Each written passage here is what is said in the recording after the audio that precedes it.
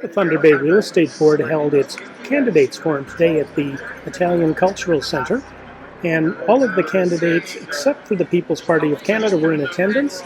The debate was centered along real estate issues, but we have post-debate coverage that should be interesting as well. This is James with Net News Ledger. Here's the debate.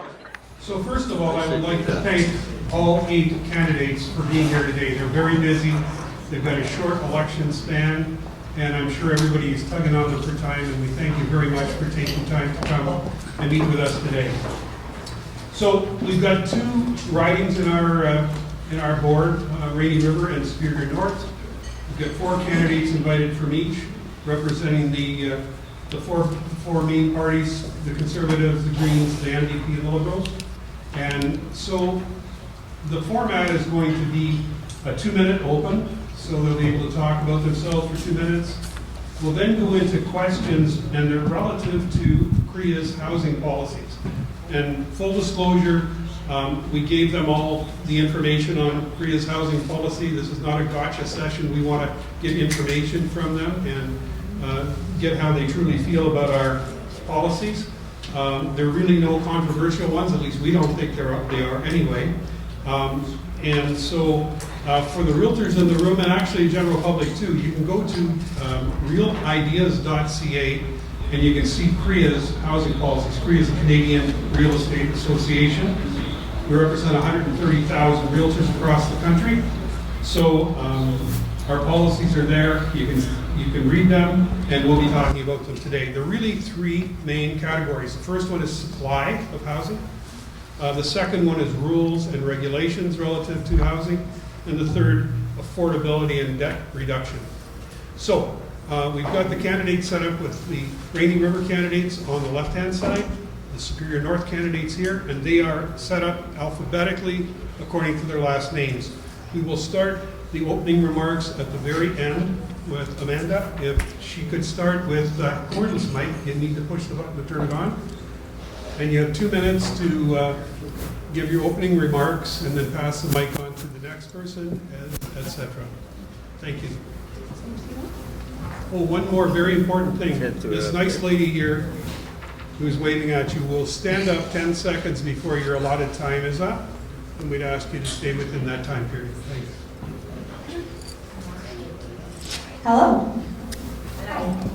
My name is Amanda Monajon, and I'm pleased to tell you that September 17th of last year, I actually became a first-time homeowner, and that was right here in Thunder Bay. Now, like many people, ownership of a home for me wasn't easy. Some studies indicate that most first-time homeowners are 29 years old. I was 38. I moved to Thunder Bay with a position with the Ontario Power Generation during the closure of coal-fired generating stations. Okay. My apologies. I was offered a position here after working with the company in Southern Ontario as an environmental technician down there, and I helped with the layup of the Lambton generating station. Well, I moved here for a job that was really good paying. It was a contract position, much like the position that I held in Southern Ontario. So what this means is I was working in the gig economy. Now, with that, you move from city to city as the jobs become available in your field. So what that does is it doesn't make homeownership easy at all, because when you go to a bank and you present with these types of positions, they kind of look at you as maybe not a sure bet. They need to have sure bets in order to actually grant those mortgages. So with this in mind, I really do celebrate my homeownership, because I know that this isn't always a realistic goal. I was offered further employment with OPG, but I turned it down because that was going to require me to uproot my family again and move to another city where I had no ties. Thunder Bay for me offered so many opportunities it didn't make any sense. I'm also a certified environmental practitioner. I'm a former member of the Canadian Armed Forces, and I'm certified in basic emergency management. I also have political experience spanning 2 decades. I have pursued higher education, earning my first post-secondary diploma in 2004, and since that time, I have been very fortunate to be educated at both Confederation College and Lakehead University on the issues that are relevant to Thunder Bay. In addition to my lived experience, the education that I received from 10 seconds. you. The education that I received from these two institutions have been second to none, and this is invaluable to me in my bid to become the first female and first Green MP for Thunder Bay Rainy River. Thank you.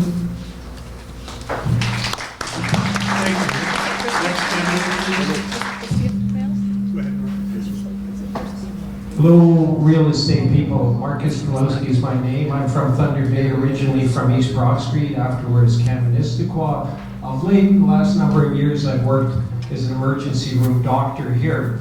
But this wasn't always the case. In the past, I worked a number of years in developing countries, a few years in northern indigenous communities. But you know, I always felt as a doctor a bit of a band-aid. Sorry, I don't know what's happening. I felt a bit of a band-aid that I was just not really addressing the underlying problems that were, at least at sometimes, affecting people's health. So being young and idealistic, I went to law school. Subsequent to that, I worked for World Health Organization, writing health legislation. Is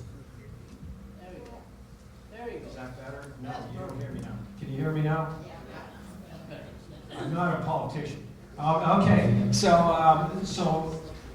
where was I? I'm interrupting myself. So in subsequent, well, actually, I was back into health legislation. So I wrote health legislation, including legislation relating to water, sanitation, and housing. Subsequent to that, I did a couple of master's degrees in law or health law and policy from Harvard and Georgetown.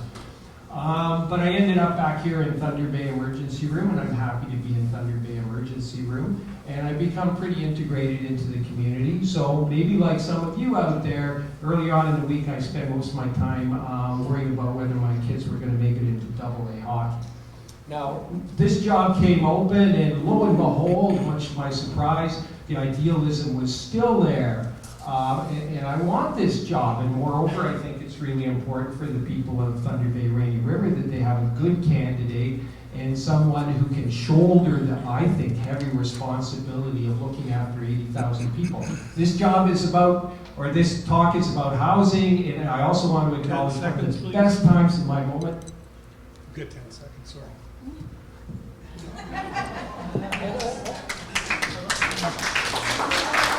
Well, we did have technical difficulties which interrupted me, but never mind. Good afternoon, bon après-midi, bonjour, Linda Ridholm. Most of you in this room know me already, and I know a lot of you. For 9 years I was on the school board, 18 years on city council. Not everyone does know, though. In the background, I've been working very hard for this community and for Northwestern Ontario, in fact, the whole country. 12 years I was on the National Board for City Councils, Federation of Canadian Municipalities, FCM. And in that role, as a director on the National Board, I was privileged to be in Ottawa frequently. I was also privileged to travel the country and see what the differences, but also the similarities are across our land. I'm still very proud, believe me, to be a Canadian, but I'm also extremely pleased to tell people that I am from Thunder Bay in Northwestern Ontario. I love this place, I love the people.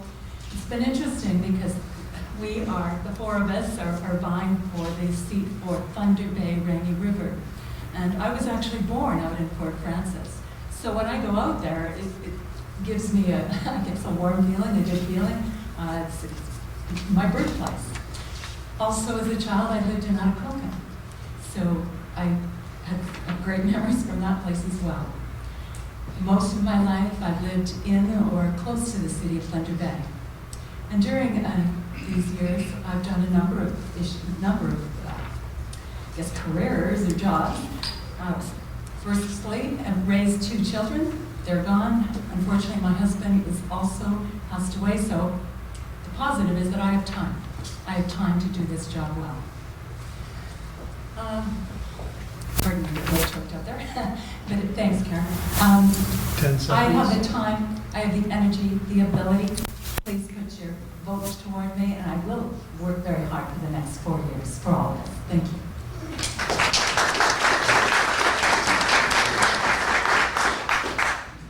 Bonjour, bonjour Annie. Hello, welcome. Thank you for being here. It's always nice to see a big crowd. My name is Yuxam, and I am the NDP candidate for Thunder Bay Rainy River. I was born and raised in a small community in Northern Ontario named Hearst. I was raised working in a family-owned business. We had the Chinese restaurant out there. But I came to Thunder Bay 20 years ago to attend Lakehead University. From there, I taught in the public school system and then spent 7 years working at the Northern Ontario School of Medicine, helping communities build their capacity to attract and retain doctors in the North. During that time, I was also a leader in the labor movement at both the national and the provincial levels for faculty and staff in post-secondary education institutions across the country.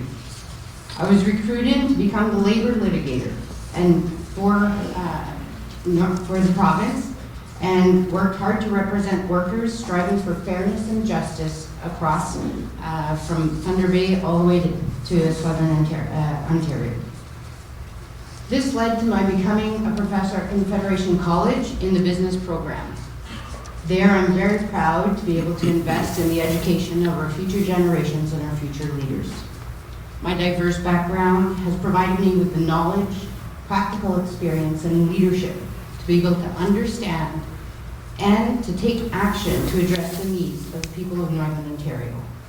I'm proud to bring forward the NDP vision of a Canada where no one is left behind by having different priorities and making wise choices to invest in the people and the communities of Thunder Bay Rainy River. Thank you.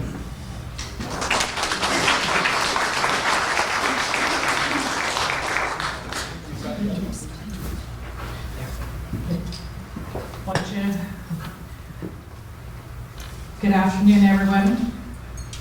First of all, I want to acknowledge that we are on the traditional territory of Fort William First Nation. And I want to thank each and every one of you for being here, as well as these individuals who are, taking that step on such a tremendous and very fulfilling challenge. My name is Anna Betty Yachnivaneshkum. I have been a resident of Thunder Bay for the past 33 years. I have always lived in Northern Ontario. My parents, for the first 6 years of my life, I lived off the ground. I lived off the land, and we were nomadic people. And but the homes that we made met our needs. And so I was very grateful when I was asked to consider being a candidate. And I feel that as a resident of Thunder Bay for all these years, I have made great efforts to address the issues that can be challenging, as well as cause concerns for each of us as a resident here in this beautiful city, in this region. As an Indigenous person, I felt it was my responsibility to take care and also to be part of lifting our people and to build those bridges, because that was really important.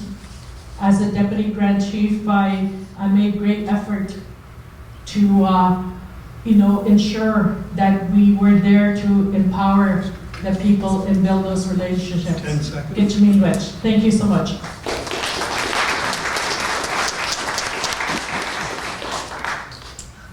Well, thank you very much to the Thunder Bay Real Estate Board and President Andrew Lawrence and all of the team for organizing this event. And it's been truly an honor of my lifetime to be the Member of Parliament over the past 4 years for this area. And of course, a privilege to represent Northern Ontario at the Cabinet table. I was reflecting on the last time I was at this debate 4 years ago, and it was after a decade of conservative governance that stalled our economy and a government that paid little interest, if any, to the issue of housing affordability and availability. And as a matter of fact, many of you know, it was one of the reasons I ran in 2015 to address housing and homelessness. And we've made some significant progress in 4 short years. in part due to the advice and advocacy of you and many other realtors across the country. And we have a lot in common, in fact. As I reviewed the questions, the themes that popped out at me are that we want to ensure that everyone has safe and affordable housing. We want to ensure that more people can enter the housing market and stay in the housing market. We want to ensure that here in Northwestern Ontario, our housing market remains strong and that our stock is renewed. And we want to attract new people to this region, and we want them to not just come here to work and leave, but to work, live, stay, and raise their families. And so our government's accomplished a lot in the last 4 years. We have a national housing strategy, the first of its kind in our country. We have right to housing legislation. This is also a first for this country. Serious investments in housing all across the country, 1,500 new units in Thunder Bay Superior North alone, and a new approach to help those first-time home buyers that struggle to get into the market. Here in Thunder Bay, the real estate market is busy, and while housing values are rising, housing prices are rising, it's still one of the most affordable places in the country to call home. So we're well poised to be a leader in growing Canada's economy, and you all play a key role in that work. You make people not just want to come to Thunder Bay, but stay here in Thunder Bay, and you help all citizens, new ones and long-standing ones, find the homes of their dreams and stay in our region. So I want to thank you for your hard work, and I look forward to your questions.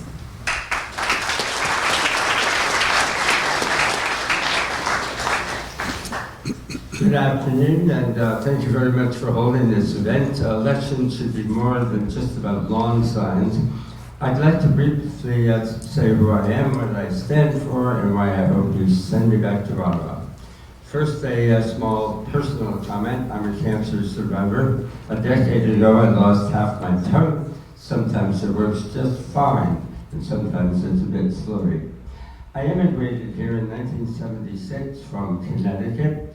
And there I was the senior environmental analyst for the state, and I was the regulator who took on Monsanto and first banned DDT in the United States. I have graduate degrees in biology and forestry. I've also been a high school teacher, a university professor in land use planning and park planning, an Ontario environmental judge for many years, bush pilot, wellness guide, and entrepreneur.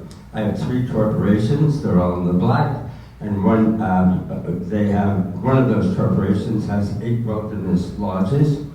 And in Connecticut, I even held a real estate license. Who knew? Unlike many MPs, I do not need this job. So why do I hope that you send me back to Ottawa when I could be having more fun here? Please Google Green Party Platform 2019 that I helped to write. 90 pages of common sense approaches to everything from the climate crisis to housing policy. I even agree with most of them. But I am not interested in being merely a customer sales rep for my party in Thunder Bay Superior North. There's important work to be done for you in Parliament. I want to work for you. I want you to work with me and educate me so I can take your needs and wants and messages to the House of Commons and get things done for you and the region. I look forward to your questions. Thank you.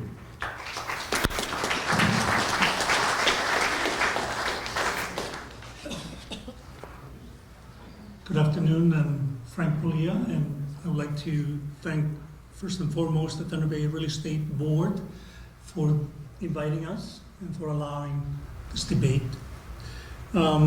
Housing is a reflection of the local economic conditions. Therefore, you, the realtors, are those who are in the front lines and understand better than anyone else what's really going on, aside from the political rhetoric. That's why I was so pleased to read your policy recommendations, that they speak to what's really happening and allowing us to help in opening up the bottlenecks and making our region grow and prosper like it's meant to.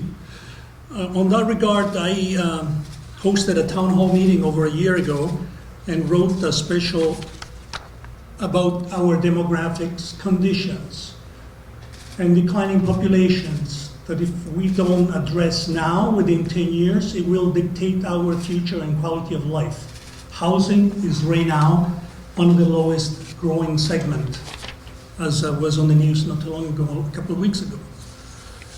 I hosted that town hall meeting to bring all community leaders together. And the main thing that came out of that, in your report you speak to it, there's a national policy that may address the concerns of people in Southern Ontario where they have too much growth, and a policy needed at the local level that addresses our needs, not enough growth. Therefore, we have to be careful when we apply at the national level without reflecting the local needs. And my understanding of the local issues, collaboration with every community leaders around the table, can bring that further understanding and representation at the federal level, because we need the federal level at the table. I will be happy to speak about affordability and housing supply and rules of regulation and debt reduction, how it can really make a difference at the local level and not at the national level. Thank you. Thank you, Candidate. So we're going to get into our questions section. They'll also have 2 minutes for each of them. And I thought we could start one down from, I'll move the mic down here. This is rather indelicate, but like Saturday Night Live. Yeah, what did I do to get the first in line? Well, you're the next in line, Marcus. You're the next in line. And so we're going to move it down one for each of the questions, and then at the end it will be in reverse order. Frank would start first on his closing remarks and work down at the end of the table. So the first area of questioning is relative to supply. And one thing that the federal government does is provide funding to the provinces and municipalities. And CREA is asking, when you're spending infrastructure dollars, wherever possible, obligate or do what you can to get the provinces and the municipalities to use that money to increase the supply of housing. So we want to know where you and your party stand on that issue. Marcus, please. Well, thank you for the question. The Liberal government has committed $180 billion over 10 years to infrastructure spending. Now, some of this spending is in things like transportation, so I'm not quite sure how you can redirect some of that to housing, if that's the case. But certainly the Liberal government has done a lot in terms of, because I think this basic economics is supply and demand, right? You want more affordable housing, you have to have better supply. And the Liberal government has committed $40 billion over 10 years to build more affordable housing, 100,000 new units, refurbished 300,000 units, plus they committed another $10 billion over 10 years for building, well, along with the private sector, for building more rental housing in places where there's low vacancy rates. So I think the government has done quite a bit, actually, in terms of the supply side, because I think one of the things we're talking about here is affordable housing, because I think you people in the real estate industry, you want to sell houses, and I think we as the Liberals want to make the ability to own a house something that we can all afford. Next, Linda. Sorry. Same question then? Same question, yes, sorry. Yeah, okay. I think, well, we all know, key to the housing market is affordability, right? And it is estimated that on the average $400,000 home, a big chunk is money that actually goes to Cmhc, goes to the federal government, the provincial government, sometimes the municipal government, because especially in those big cities, they have development charges and other special charges. So especially in those big cities, it's becoming almost impossible for many people to buy a home. So we need to look at that. For example, this CMHC, it has lots of money. So that money, if the charges to them could be reduced, that would be great. I was doing my research and it said that $5.7 billion was given to the federal government in 2017-2018 from CMHC.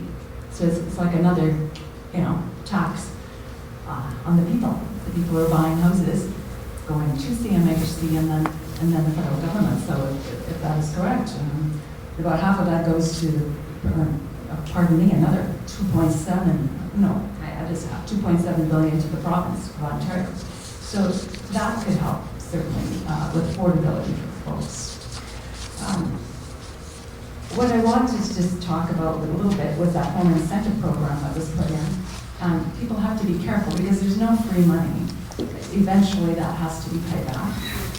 So people should get some financial advice before they just go ahead with that home incentive program that has been started. For sure. 10 seconds. And just that mortgage stress test for each region. That mortgage stress test does not apply very well for us here, but as far as I can tell. And I would like to hear from you folks at some time too, your opinions. Thank you. Thank you. Same question. Thank you. There's nothing like the thrill of buying your first home.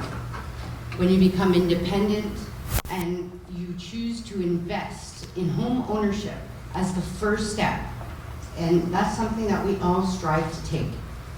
And then we work hard and we want to be able to afford a home that fits your family's needs and find that perfect home, hopefully, to retire in.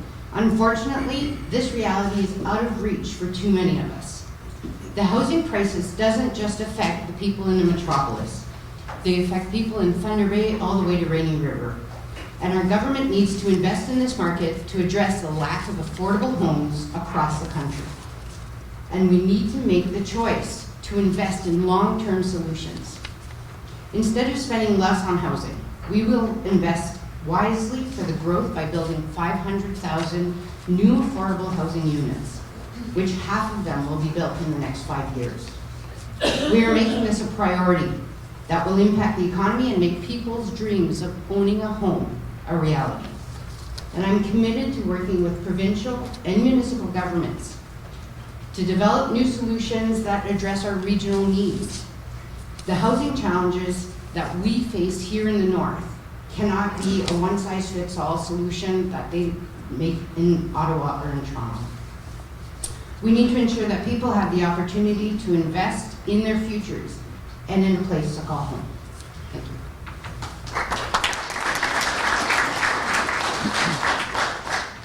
Thank you very much. As a person that has been a resident here in Thunder Bay, I don't own my own home, and there's various reasons for that.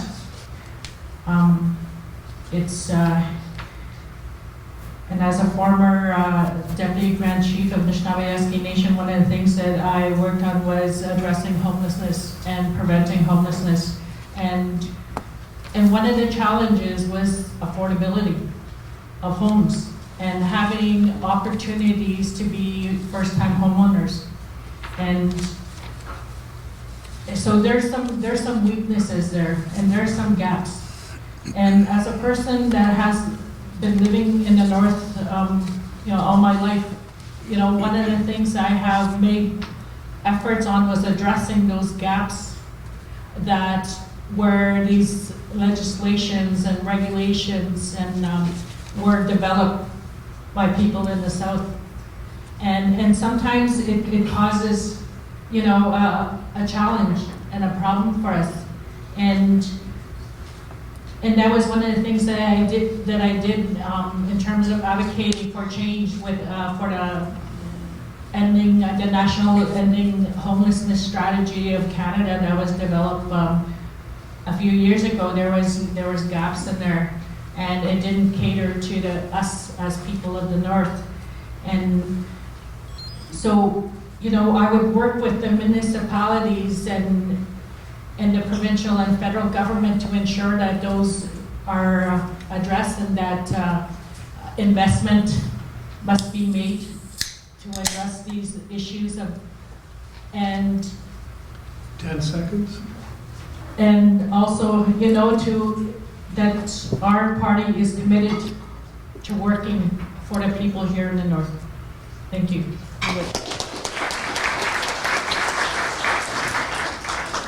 Well, thank you very much. And I think the question was, how do we leverage the infrastructure investments that we're making? And as my colleague pointed out, $180 billion over the next decade or so, that's a lot of money and a lot of opportunity to actually leverage that. And we have started that. We have something called impact benefit agreements that designate that spend over $25 million has to have certain criteria attached to it by the developers, by the provinces, by the municipalities that will have side benefits, if you will, to communities. Now, I think we could make a case in the next mandate that those impact benefit agreements should include affordable housing and tie that into the housing strategy and the national housing strategy. I think there's an opportunity here to say, shouldn't those impact benefit agreements also consider housing? Because that's exactly what you're asking for. You're saying leverage the investments that you're already making. I'll also say that there is a federal lands transfer program that I think could also be helpful in terms of a federal component to the investments that we need to make in terms of expanding housing in the north. And this may not be as relevant for our areas, but the Crown owns a lot of lands that are either unused or underutilized. And we have a program now that actually subsidizes potential developers up to $200 million to transform that land and then transfer that land actually into affordable housing units or supportive living units, or you name it. The third thing is, I think we have to get better at defining that housing is actually economic development. One of the projects that we were successful in getting funding for was actually an economic development hub in an assisted living facility in Marathon, Ontario. We had to really make the case with Fed North that this was economic development, because they kept saying, but this is housing. And I kept saying, well, actually there's businesses that are in there servicing people that are living in their community. And oh, by the way, by keeping our aging populations in our communities, that's also economic development, because those people are spending money with services, with the small businesses of the community. So there's lots of opportunities to move this forward. Thank you.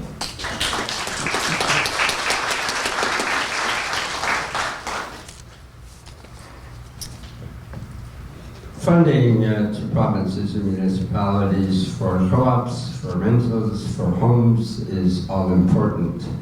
Once upon a time I lived in Castle Green Housing Co-op. It was a wonderful place to live, and we need to build on that model and bring back the program that we haven't seen since the early 70s. But how do we get people, how do we help people to move up from being in a co-op or renting to buying that first-time home? I have to say the Liberals did a good thing with the Homebuyer plan, and it's good, and it's good that they increased it from $25,000 to $35,000. I wonder if we shouldn't increase it even further. I also would like to see our national housing strategy become a permanent program, not just time to time, election to election, year to year program. So it's long-term and sustainable. The idea of CREA's idea is that we should have some regional criteria and differentiation. I think that's an absolutely great idea. And the last thing I'd like to say is we have invested a lot of money. The Liberals have invested a lot of money here. Some of it's fairly long-term, and I'd like to see the time frames a little closer. But we should also be bringing back the eco-energy home retrofit program. You may remember that Mr. Harper killed that in January, put a lot of consultants out of work, disappointed a lot of people, certainly didn't help with our carbon footprint. So I'd like to bring that back, and if elected, I will introduce a private member's bill, or encourage the party to introduce a bill to fund it 50%. Do your energy retrofits to businesses or homes and receive a 50% rebate. That will jumpstart the economy. Thank you.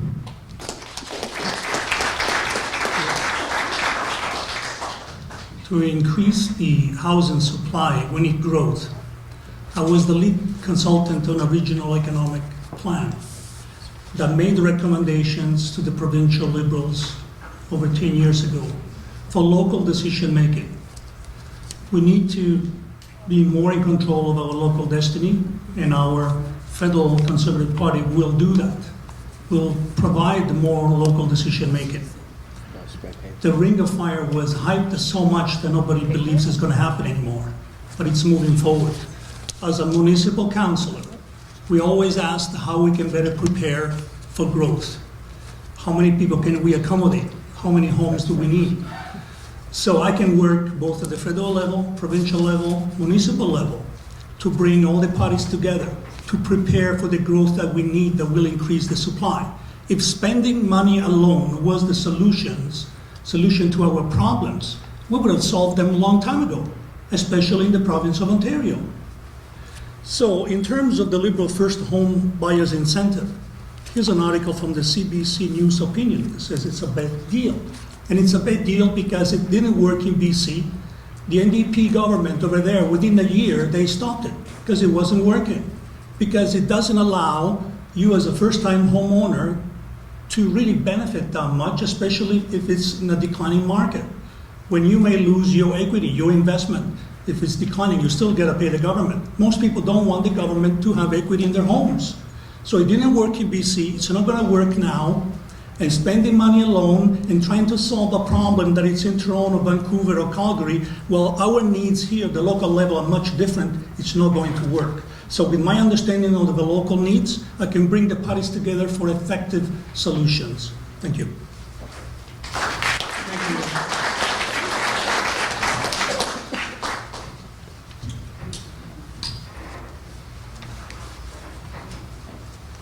Is this on? Sorry, I have a red light.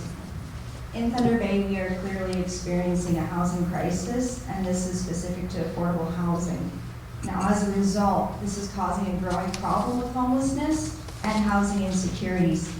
The Green Party definitely agrees that federal infrastructure needs to be put in place to ensure that homeownership is obtainable and to encourage the construction of new homes. We will enhance the federal government's contribution to meeting the housing needs of Canadians through direct investments and through changes to tax policies and lending and granting programs, putting the government's focus back where it's actually urgently needed. We would also legislate housing as a legally protected fundamental human right for Canadians and permanent residents. We would also include new and existing housing as eligible infrastructure for funding purposes, allowing the Canada Infrastructure Bank to support provincial and municipal housing projects. Thank you. Thank you, candidates. So our next question, Linda Ridholm will be the first one to start with. And you must all have a sixth sense because you've anticipated the question because you've answered a bit in the last one, some of you. And this is regarding, this will be a 3-point question, and it talks about the mortgage stress test, the first part of it. CREA believes it shouldn't be a one-size-fits-all situation. It should be regional. Our market here is vastly different than Toronto's and Vancouver's. It's much more affordable. We don't feel that the mortgage stress test needs to be as onerous here as it may need to be in other parts of the country. So do you believe in the concept that it should be regionalized? Also, at the end of a homeowner's term with a mortgage, if they try to switch to another lender, they have to qualify again with a stress test. If they stay with their own lender, they don't. So their competitive edge has been lost, and we feel that if they've already had a mortgage for, say, 5 years and they've proven their ability to pay, that the stress test shouldn't be applied.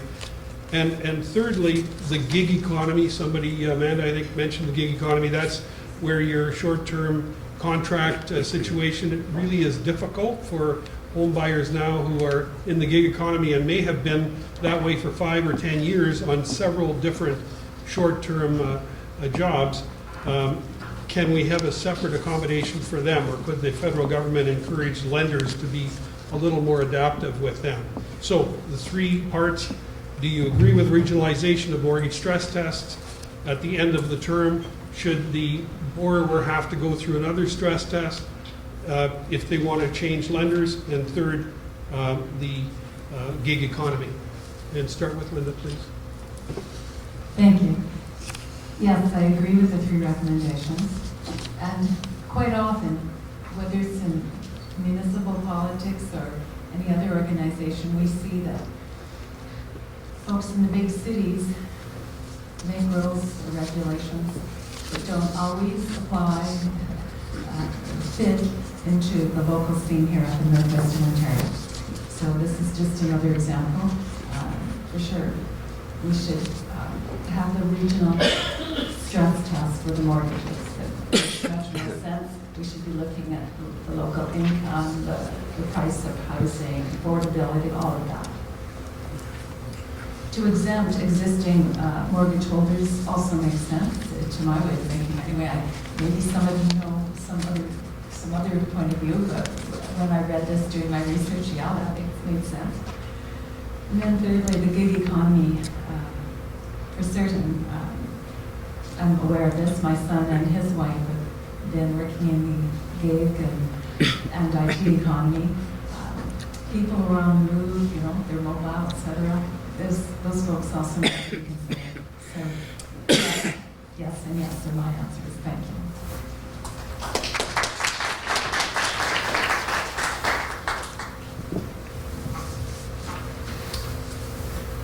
Canadians are struggling, and they have to save more over a longer period of time just to get a down payment or to try, alternatively, to find a less expensive house in today's market.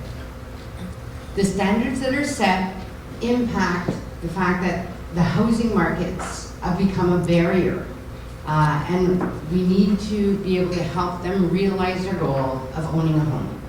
In a country as big as Canada, there's a different reality for each region and each community that needs to be taken into consideration. Having standards that are set in the metropolis center and then are applied to our communities does not reflect the needs and leaves too many of us behind in our dream of home ownership. So we need to make the choice to review those standards through a lens that takes into account our realities, including the regional differences, our different employment environments, and make sure that we have the options that are available for the people when they need our help. So instead of making us fit into a skewed market of a big center, the New Democrats believe in supporting our differences, and we will make better choices that take into account northern realities and not just a one-size-fits-all model for a country that's as big as ours. We need to help our regions and the people that are here in achieving that reality of home ownership. Thank you.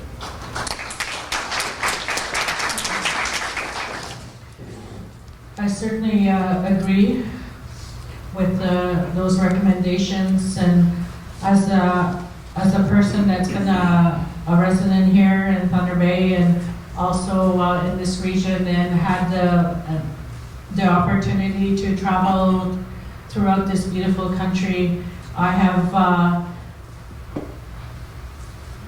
come to understanding the diversity that our country has, and we should ensure that the regulations that are developed respect those diversities and ensure that that we have policies, and that is what we are, as the NDP, will do to ensure that that homeowners and co-ops and ensuring that those opportunities are available for our residents here in this region, and that we need to be recognized for the region that we are in, and ensure that those policies fit within for our citizens, and also that we have those opportunities for those reinvestments to stay within our region, whether it's providing economic, building supplies. We need to ensure that we keep that economy here within our region. Thank you very much.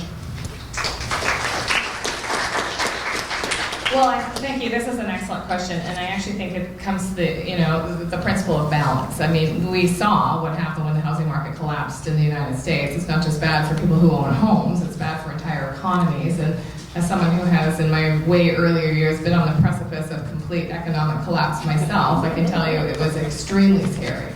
And so, stress tests, I think, are an important part of making sure that people aren't getting in over their heads. And I'm sure many of you have experienced that, where you're selling homes for people who have a home that's way bigger than what they can manage, or they've become recently divorced and all of a sudden nobody has any money for anything. And those aren't pleasant sales. I mean, you go out and you do them, but they're heartbreaking. And I'm certain that you've been involved in those if you've been in this industry for any period of time. So having said that, I think there's always an opportunity to improve policy. I think that the idea of regional variances in terms of stress tests is an important consideration. I'd be happy to take that back to Ottawa if I'm re-elected and argue that we do need to be making sure that what we put into place isn't somehow disincentivizing Northern Ontario or other regional parts of the country that maybe have different realities. But I would also urge caution in that area, because it's not good for you either if people end up losing their homes because they're in over their head, or the economy slides, or the interest rate goes up and people all of a sudden can't afford those mortgage payments, and all of a sudden are in a situation where they have to dump it really quickly and there's no one, by the way, lining up to buy it. So I think this is, really about a balanced approach. Finally, I just do want to talk about the gig economy. What we're talking about is money that's earned in ways that isn't documented.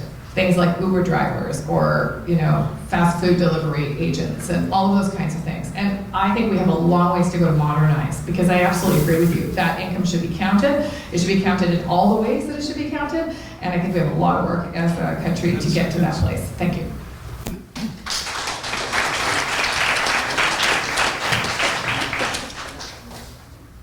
I'd like to talk first about the B20 mortgage regulations. I think they're nuts. They were nuts, they are nuts, it's too high, and it's blocking a huge number of people from moving from renting to buying that first home or renewing their mortgages. We certainly shouldn't be requiring it on mortgage renewals. I think the 10% level plus ensuring that the house is insured is more than adequate. So I would reform that. As you know, the effect of that, now we can debate whether it was cause and effect, but the effect of it seems to have been there was a big drop in house sales after that was brought in. So I would encourage reversing that. CREA has an idea, to reiterate what I said in the last question, to make our criteria for loans, investments, and even the stress test regional in basis. There are places where the market is overheated, and maybe it does make some sense in some of those areas, but certainly not in Thunder Bay. The old joke about banks only lend money to people who don't need it. Well, that is often true. I've been there, I've been rich, I've been poor. When I was getting started in business, it was hard to get money out of banks. Now it's easy for me, I'm lucky. But we need to find ways to change the rules so that first-time homeowners and young people and people on fairly dependable but relatively low income can do better. The last time, I'd also like to mention that the Homebuyers tax credit, I would expand it. It's good, it's gone up to $2,500. I think we should think about making it even more like $5,000. And then the last thing I'd like to talk about is guaranteed annual wages.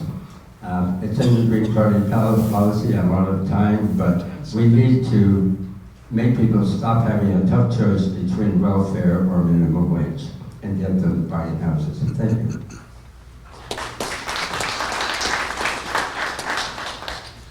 In real estate, location is primary. That's what drives everything. In your paper, Rules Regulation, you really nicely and clearly outlined how that's critical. All real estate is local. And just as real estate markets vary across the country, so should the policies and programs that affects these housing markets. Because they benefit with the reality of each real estate market across the country. You also have outlined some nice criteria, recommendations to the government, which I believe is essential that we listen. And this is something I can bring forward. You have provided some real practical solutions that is consistent with what I was speaking before about thinking globally, acting locally. Our needs are different than the big city. And the stress test is ironic that my liberal opponent is defending the stress test that is maybe suited for a large center like Toronto, Calgary, Vancouver, but it's hurting our ability for first-time homeowners to qualify. It's increasing the borrowing costs. So there's one thing about having a policy that is applied across the country, another thing to know and have the depth of understanding about the local needs and issues to adapt that policy. And we have that flexibility in our party, that I can bring that understanding and articulate the needs of our regional economy and a regional approach to solve a lot of these problems, because we need growth. We need to allow first-time homeowners to apply and not increase the borrowing cost. And so 100% behind this. I appreciate you've done such a great work in articulating those needs, especially for reforming the mortgage stress test, which our party is 100% behind. Thank you.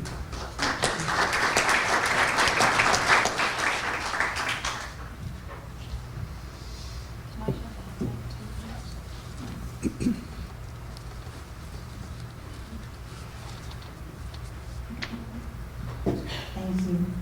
So many of the current rules are not helpful to ownership or to renting empty units that were originally intended for sale. So one of the first things the Green Party will do is remove the deemed GST whenever a developer with empty condo units places them on the market for rental. We will also appoint a Minister of Housing to strengthen the national housing strategy so that it meets the needs for affordable housing that are unique to each province and oversee its implementation in collaboration with provincial ministers. This recognizes that housing is provincial jurisdiction. The target would be 25,000 new and 15,000 rehabilitated units annually for the next 10 years. And in addition to appointing a Minister of Housing, we will also be implementing a Council of Canadian Governments. What this is a council to set higher order policy priorities with the goal of policy coherence across all levels of government. So we would include the federal government, provincial and territorial governments, and representatives from local orders of government, including major metropolitan cities and rural areas. We would also include Indigenous governments. Thunder Bay is definitely a unique city, and this is geographically, cultural diversity, economy, and housing needs. It is important to include the voices of the different communities in order to implement federal solutions that actually reflect the needs of this community, as opposed to being told from other major metropolitans. Sorry, I'm being told I have 10 seconds anyways here. So the Green Party is the only party with a strategy for working cooperatively across parties and through other levels of government in order to truly serve the needs of this community. Thank you.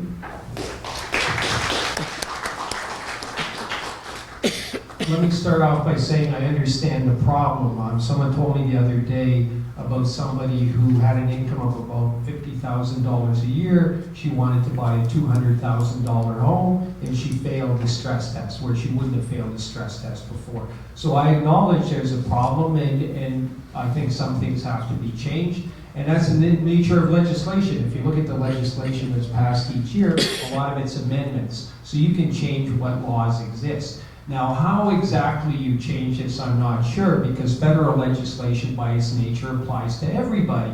If it was something of a local concern, then it would be under that section of Constitution, Section 92, rather than Section 91. I would suggest that the way to do this is to put some, and the devil's always in the detail. I think the way to do this is to put some flexibility in the stress test. So when you're talking about a $200,000 home, you're not quite as imposing such onerous obligations on the person as when it's a $1 million home. I would think that's a better way to do it. As for the gig economy, yes, I totally agree with you. Times have changed. People don't always have this job where they get a salary and they're going to work there their whole 50 years at the mill until they retire and die. Now you're going one job to another, and so how the bank makes provisions for this to allow for lending, I'm not sure, but often in making laws you have to balance competing interests, and the bank wants some security that if they have a mortgage that they're going to get paid back. So again, the devil's in the detail, but certainly this is a problem that needs a solution.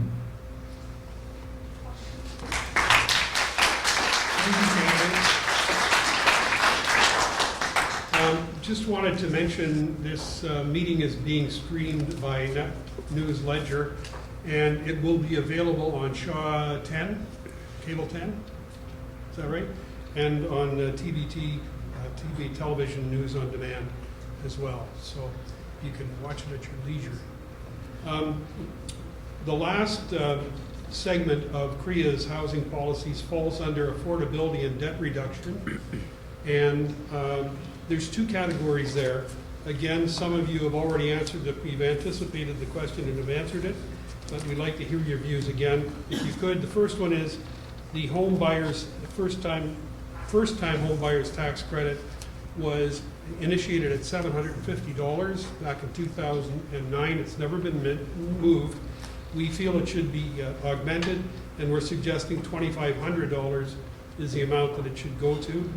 And secondly, we'd like to, CREA would like to see the 30-year amortization reinstituted. It was there, it was then taken away, and we'd like it put back in. And we'd like to hear your views on that, please. Thank you. When I got married, I remember the feeling of looking for and finding that perfect house. There's nothing like the anticipation of investing in a home to really start building your life. Unfortunately, this reality is out of reach for too many people, like my son and my daughter-in-law, who are looking to invest in their first home to start their family. The costs are rising and making it unaffordable to get into their first home, and the result is that as a parent, we see them struggle. And then I have to wonder if I have to renovate my basement just to help them save enough to get ahead. New Democrats would make it easier, not harder, to afford that first investment. We want to double the first-time buyers tax credit to help with those current closing costs. And then at this point in my career, I'm able to afford a mortgage. But we all know that when we started out, our wages in the beginning don't reflect the potential that we have for a career of earnings. And at the beginning of our journey, we need to be able to make that long-term investment in a home. The reality is that mortgages do not reflect that path, and too many people are struggling with the affordability of those investments. So the NDP want to reintroduce the 30-year mortgage and help to reduce those monthly payments when people need the help most. Our choices and flexible options will make affordable home ownership a reality, and our priorities for helping people invest wisely while making home ownership a reality for thousands more who just need that little bit of help to make their dream of having their own home a reality. Thank you.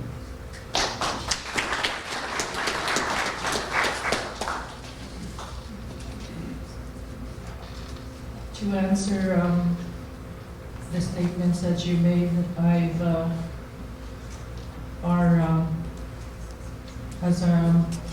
fellow NDP running mate has said that we will, increase and agree with that non-refundable tax credit, and also to ensure that the market and the lenders work together to provide for You got it? You know what it is? It probably is. Here.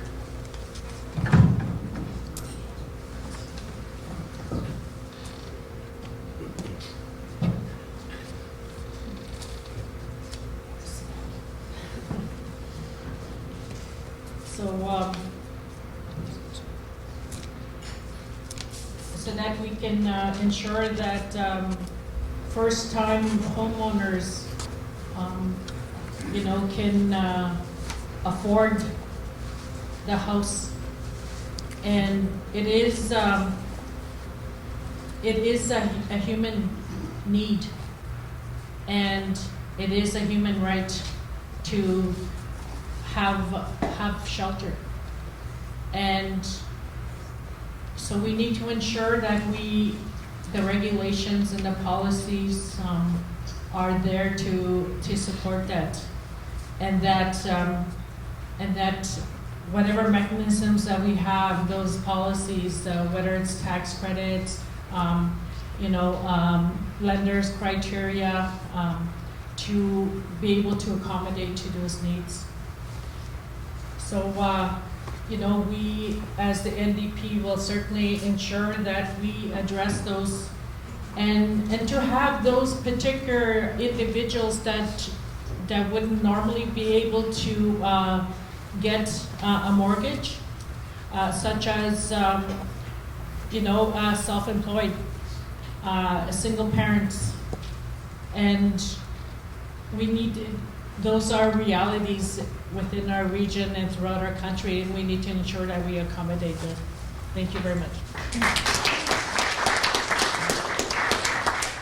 Well, thank you very much. I mean, I think at the end of the day, what we want is a strong, stable housing market with some confidence in the market. So I think our government's always open to changes that are going to achieve those goals. That the majority of people that want to own a home have the capacity to own a home, but we're also protecting the market. We're keeping people's investments safe, because at the end of the day, this is the largest investment that people will make, and it can make or break them if, as you know, they take on more than they're able to do. But listen, we've worked really closely with CREA on many of the changes that we've made and much of the movement that we've made, including the first-time homeowners credit, and I want to thank you for that. We'll continue those conversations. I do want to address the last piece, though,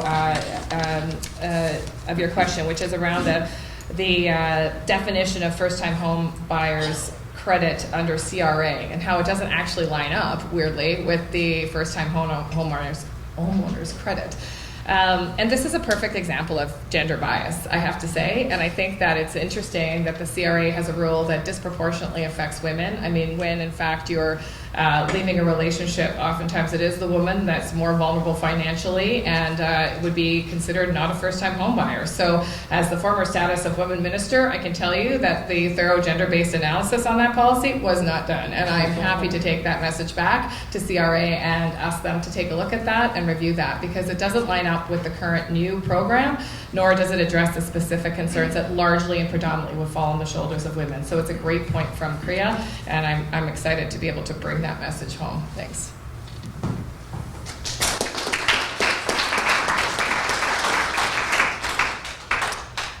I already answered the first question that not only is it good that we increased the limit, but it should be raised to perhaps $5,000.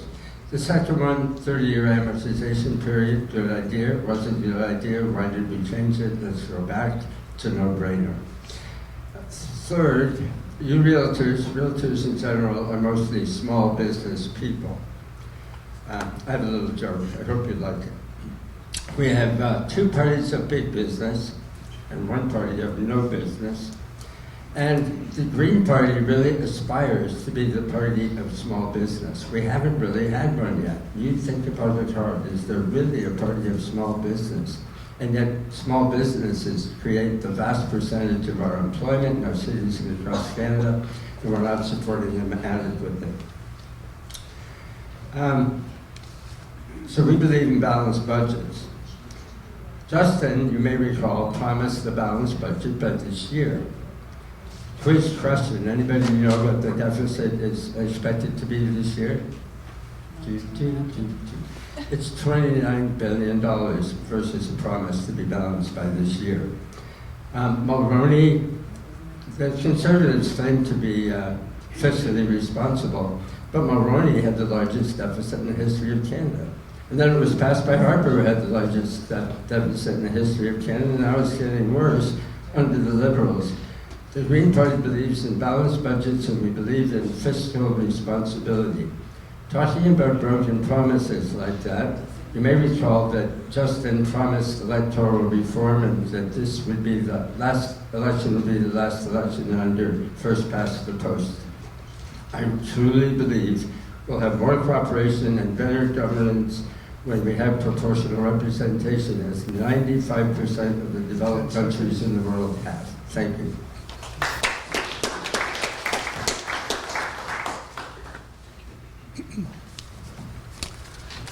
So when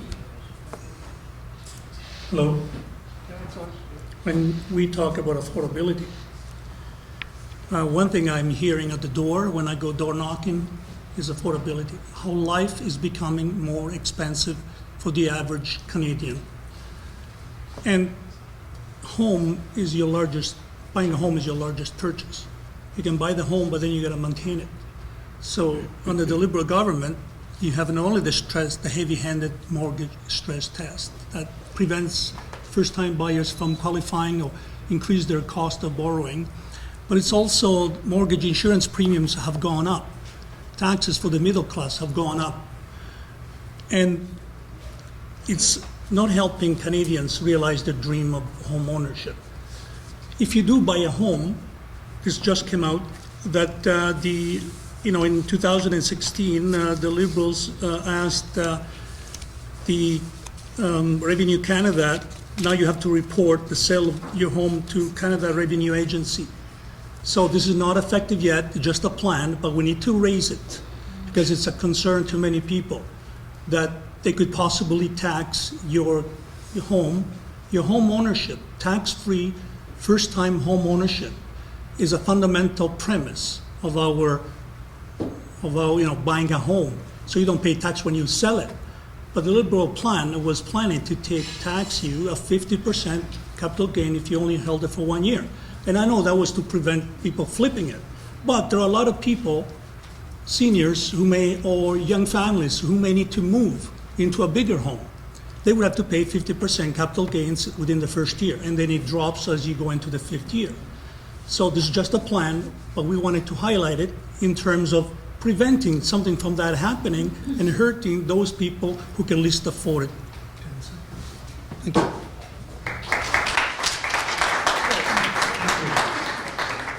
So we have a logistics problem. Our cord isn't long enough to reach you, Amanda. So for the last three speakers, could you come up one at a time and use the podium, please? Sure.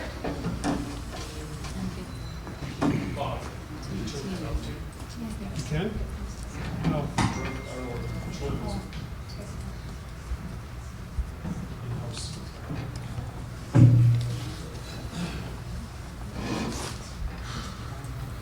Can you hear me? Can you hear me now? How about now? There we go. So this is actually my favorite aspect of the safe, affordable housing plank of our platform. And I'm really actually excited to speak to this. Some of our strategies for housing are very general, but very necessary. And by this I mean aspects like the Council of Canadian Governments. This will help us as a nation fix what hasn't been working and make the things that have been working work better. We are also going to implement a guaranteed livable income, and this will help all families. This is going to help families financially because the plan would help buffer job losses. It will also allow people to expand their education and upgrade their job skills while supporting family caregivers. And family caregivers are the backbones of our families. More specifically to housing though, we will increase the National Housing Co-Investment Fund by $750 million for new builds and the Canadian Housing Benefit by $750 million for rent assistance. We will include new and existing housing as eligible infrastructure for funding purposes, allowing Canada Infrastructure Bank to support provincial and municipal housing projects. And we will change the legislation that prevents Indigenous organizations from accessing financing through Cmhc. This will allow them to invest in self-determined housing for their needs. As part of our platform focusing on renewing the social contract, we are focusing on helping those who historically have been marginalized, whom have faced the largest housing difficulties. We are focusing on ending poverty and removing the barriers for people that make it difficult for them to find permanent homes. Thank you.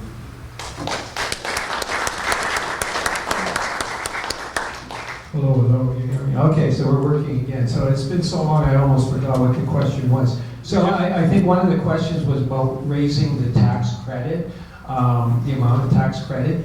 But one thing that we haven't heard a lot about is the CMHC first-time home buyers incentive, where if you're making less than $120,000 a year, CMHC will kick in 10% for new home buyers, 5% for people who are buying homes that have already been sold. So I think that's pretty significant and something that we haven't talked a whole lot about. And it's significant to the effect that if you buy a $480,000 new home, you get $48,000 from CMHC kicked in, which ends up as a $75,000 saving to the person over the course of their mortgage. So I think this is probably better than a tax credit. Secondly, let me talk a bit about the amortization question. You're asking for a longer amortization period. Harper cut it from 30 to 25 years. My understanding was Bill Morneau in the last 2019 budget considered increasing it back to 30 years. It didn't go through, so I would think it's probably still a possibility, but you have to weigh against it. There is some downside, because you have a 30-year mortgage, you're going to be paying more money at the end of the day than a 25-year mortgage or a 20-year mortgage. I mean, best is pay your mortgage off in 5 years. So to the consumer, there is some side effect. Well, yeah, I know there's some gain in terms of you pay less every year. So, but there, with everything in politics, you gotta weigh competing interests. Thank you.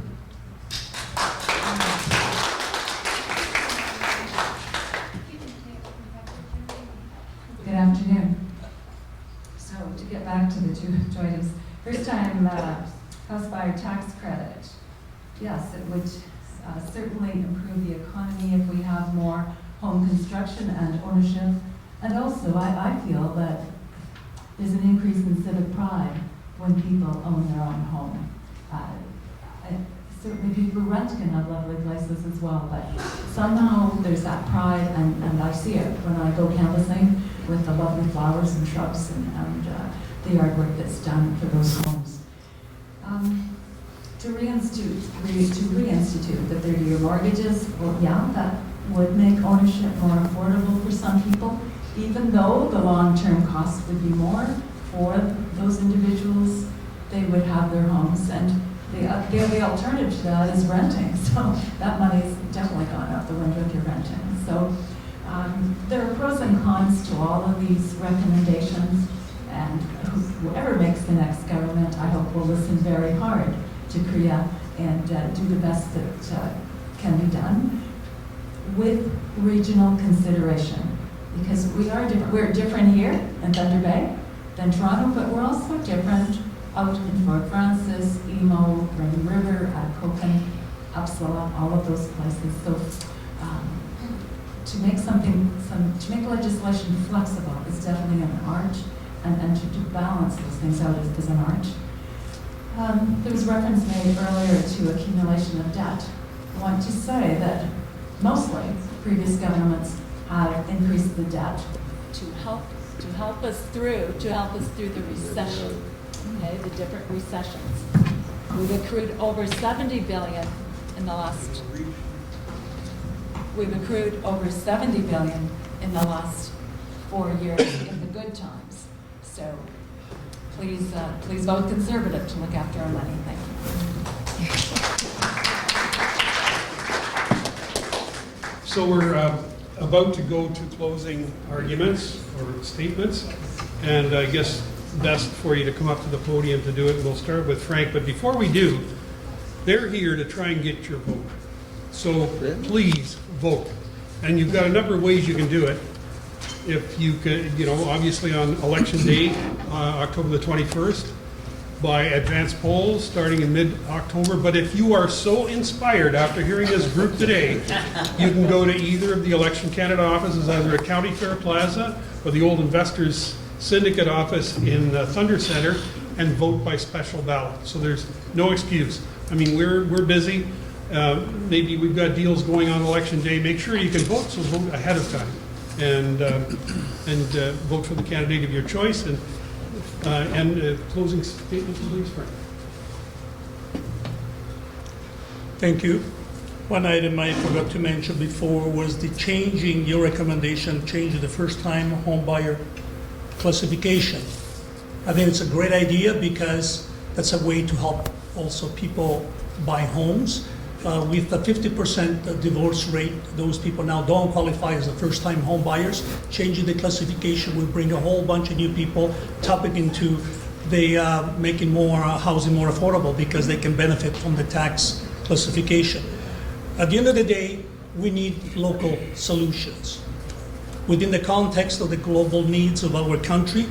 And I can just quickly point out some of the work I've done at the local level in championing lowering multi-residential tax rates for tenants that would allow them to, more seniors to move into apartments, freeing up the sale of homes so there will be more supply for young families. If we want to grow our region, we need to attract young families. And our party has already incentivized in those areas to lower the cost of maintaining your home. You can buy a home, then you gotta maintain it and afford it. So we would subsidize up to $3,800 to make your home energy efficient. $4,000 on average for parental and maternity leave savings. This will help young families maintain their home under affordability. Removal of the carbon tax that's increasing our cost of living, and reintroducing sports and culture programs for children will be tax-free or tax benefits for them. That will make owning a home more affordable as well. Thank you. Thank you, Bruce. Can you come up here, please?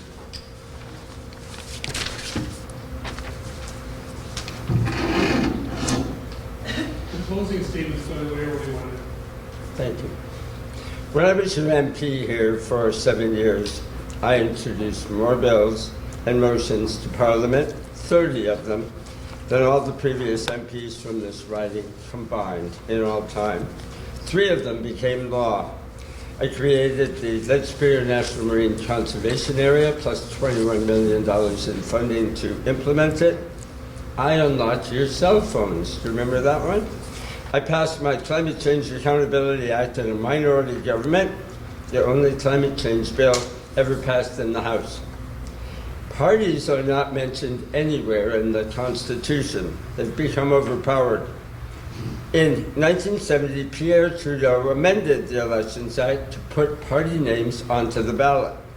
And in the fine print, it said that candidates cannot run for a national party unless the national leaders sign their nomination papers. Instantly, he had his MPs under his thumb, and soon after, Pierre famously called his own MPs mere trained seals. The Green Party is the only party that does not whip our MPs. If I'm elected, I will put you ahead of the party. I will put Thunder Bay, our region in Canada, ahead of the party. I look forward to working for you in Parliament, and I thank you very much once again for holding this excellent event. Thank you.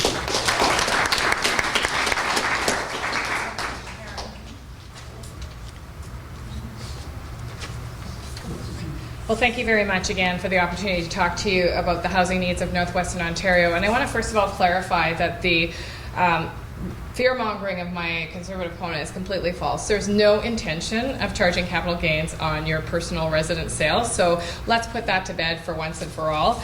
Clearly, I'm passionate about the work that I've been doing for the last 20 years on housing and homelessness, and the work that you've all been doing, of course. And of course, the Liberal government's work over the past 4 years has begun to demonstrate real movement on this issue. We know that communities that have safer and affordable housing do better economically and socially. When people have a safe, affordable place to live, that's when they have the security that allows them to reach their full potential and become fully contributing members to our communities. Thunder Bay is well poised to be a leader in growing Canada's economy, and you all play a key role in that work. You make people not just want to come to Thunder Bay, you make them want to stay here, and you help all citizens, new and long-standing, find that house of their dreams. So I want to thank you for inviting me today. It's been an honor to be here in front of you. It's our first debate, so it's been a great warm-up, and I look forward to continuing the debate in the 5 more or so to come. Thank you very much.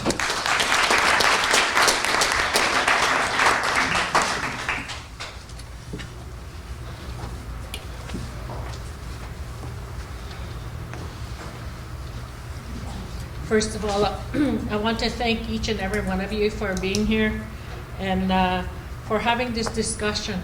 You know, it was very important for me to hear the concerns that you have and for the very important work that you contribute to this community and to this region. As the NDP candidate, you know, I didn't take that decision lightly. I was very, you know, encouraged by the platform that they have, which is to ensure that we hear the concerns for our citizens, and we have been doing that. And because we are concerned about the future of this region, this country, you know, there's the platforms that we have, which include the climate and affordability. You know, those are all addressing the everyday realities and challenges of the citizens. So, you know, I will work hard. I have done that, and again, I thank you very much for providing me with this opportunity.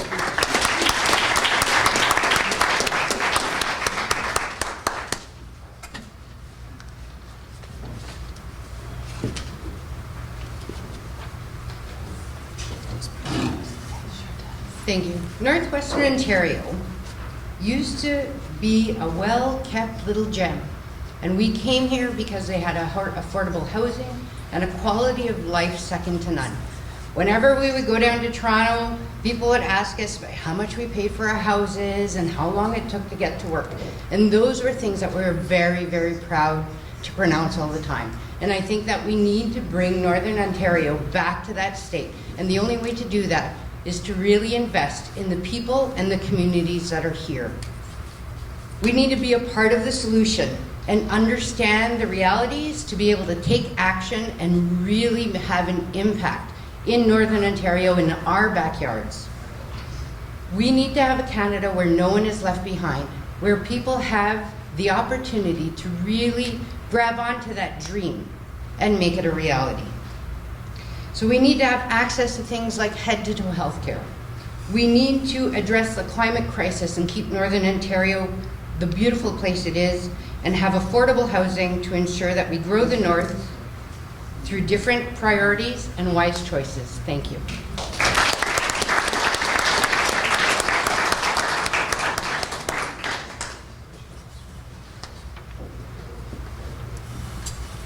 Thank you again to everyone. This is our first little debate, so it's good for us, for the 8 of us, to have this experience today with you. Back in 2017, the National Board for Cities, Federation of Canadian Municipalities, was told that there would be a national housing strategy. That promise was made. It is not completed. It is still evolving. I'm especially concerned with the affordable social and private housing. Affordability is a big factor. I promised to remember CREA's priorities today, okay? The housing supply, the rules and regs, affordability, and debt reduction. Thank you for bringing all of those issues forward for us to consider. Good housing, and I've thought of this for many years. Good housing makes for a healthy, more happy community. So housing is definitely important to all of us. Lastly, I want to remind you I've had a proven, sincere passion for communities, especially on the national board. I promised to devote my time, my energy, and my ability for the next 4 years as your MP. Thank you. And good evening.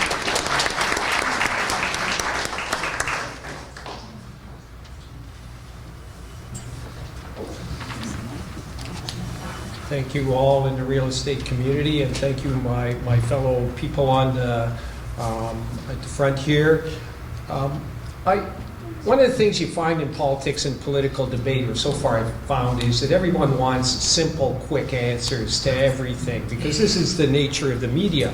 But a lot of problems in life, in fact I'd say most problems in life, don't have simple and easy answers. They're complex and there's competing interests. So what do you want in a candidate and a member of parliament? I would suggest you want someone who's going to spend the time to figure out what the problem is, to consider the competing interests, and to come to some reasonable conclusion as to where you should go with that particular issue. And hopefully they'll throw a few ounces of compassion into that decision. Now, in our increasingly politically polarized world of the right and the left, I think there's a real thirst in our society for a reasonable, compassionate middle ground. And I would suggest to you that is the Liberals and only the Liberals.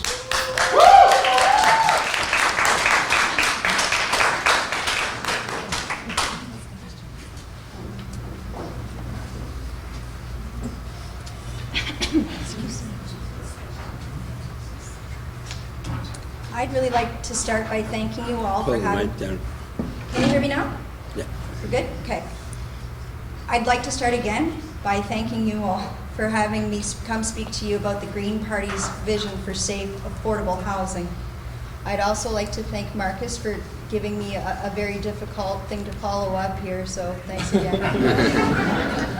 In my opinion, we are very fortunate to have the roster of candidates that we have for Thunder Bay Rainy River. Sure. In a situation where there is no incumbent, it really does change the race. We're also very fortunate because every one of these candidates is very knowledgeable in very different areas.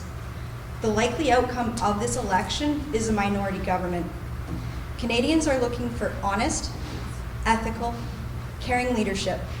True leadership that brings together governments in order to work cooperatively for Canadians. Our platform is the only platform with a focus on working cooperatively across all party lines. Ours is also the only leader with a positive approval rating. After this election, I look forward to working tirelessly for the constituents of Thunder Bay Rainy River, and in this riding, in this election, thank you. I'm pretty sure we're all going to watch history be made as we elect the first female MP for Thunder Bay Rainy River. Thank you. I will forever be known as that jerk that kept saying 10 seconds. I'm sorry for that. Anyway, thank you very much, candidates. You all did very well and answered our questions. And thank you, audience, for being attentive. And again, don't forget to vote. Thank you.